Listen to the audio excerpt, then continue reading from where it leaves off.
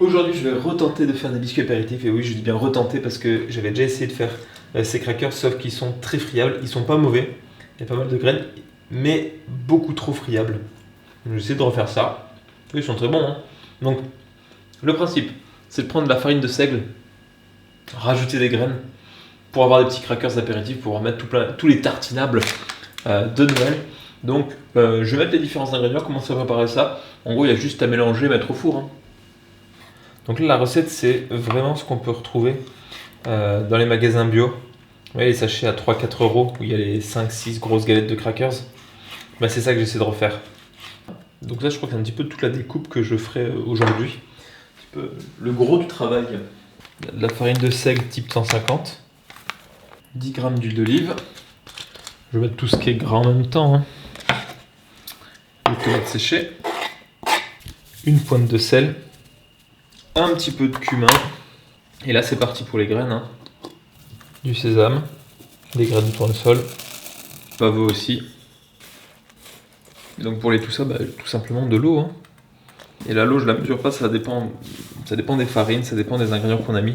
Évidemment, plus ou moins liquide, la quantité d'huile. Le but, c'est d'obtenir une pâte qui tienne plus ou moins. Donc là, il y a peut-être 3 cuillères à soupe, hein, même pas. C'était pas très très compliqué. Le four préchauffe à 180 degrés comme d'habitude. Et donc là, on va étaler la pâte. Ici, toujours avec ce magnifique rouleau qui, dans une autre vie, était une tringle. Éventuellement, sur certains, est-ce qu'on peut, j'ai peur que ça ne tienne pas, mettre quelques graines de courge. Pour accompagner ces crackers, je vais faire un petit tartinable très simple, thon fromage. Et vu que je n'ai pas de fromage sous la main, je vais le faire moi-même. Je l'avais déjà montré dans d'autres recettes. Mais en gros, on prend juste du lait et on rajoute de l'acide, donc ici du jus de citron, qui en plus ira bien avec le thon pour faire le tartinable. Et donc si nous n'avons pas de presse-agrumes, ce n'est pas trop grave parce que avec une fourchette ça marche bien. Je vais essayer d'enlever quand même les pépins. Le plus simple, c'est de planter la fourchette dans le citron et faire des mouvements de va-et-vient. Et de mettre tous les pépins dans le lait. Voilà, là ça a bien épaissi, ça coagule, c'est bien. C'est tout bête, mais ça sent super bon.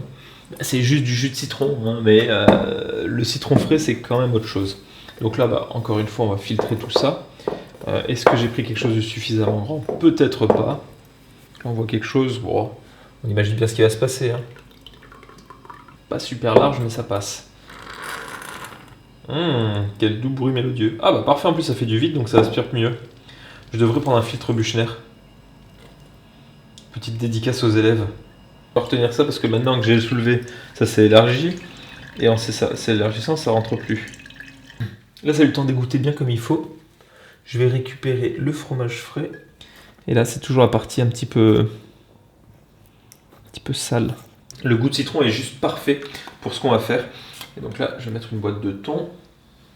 Après, c'est à chacun de voir la proportion thon-fromage, hein, mais comme avec beaucoup de mes recettes, il n'y a rien qui est fiché. On peut rajouter énormément de choses. De l'oignon vert. Là, je vais mettre un petit peu de sel, un petit peu de poivre. Du cumin. J'ai l'impression de mettre du cumin de partout, mais là, avec le... ça passe plutôt bien. Sinon, ce que j'aime bien faire d'habitude, c'est mettre des oignons en petits morceaux. Des cornichons, aussi coupés en petits morceaux, des capres. Là, je vais rester plus ou moins simple. Et là, c'est prêt pour mettre sur les petits toasts. Et voici les petits crackers. Et comme j'avais prévu, les graines n'ont pas toutes tenu, mais il y en a certaines, donc ça fait la petite surprise. On peut les mettre dans la partie concave ou convexe. Je pense que c'est parce qu'ils ont été mal découpés qu'en se rétractant, ils sont bombés.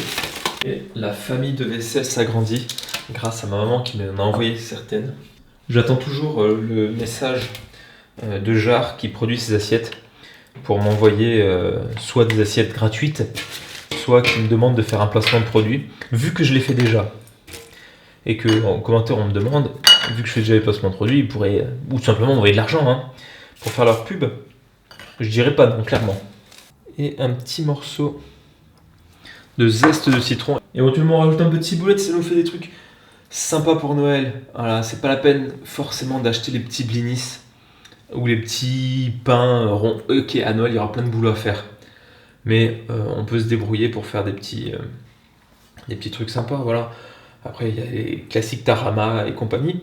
Mais on peut toujours agrémenter de ça. Il a fallu quoi? Un quart d'heure pour tout faire. Je pense que ce pull est plutôt de saison.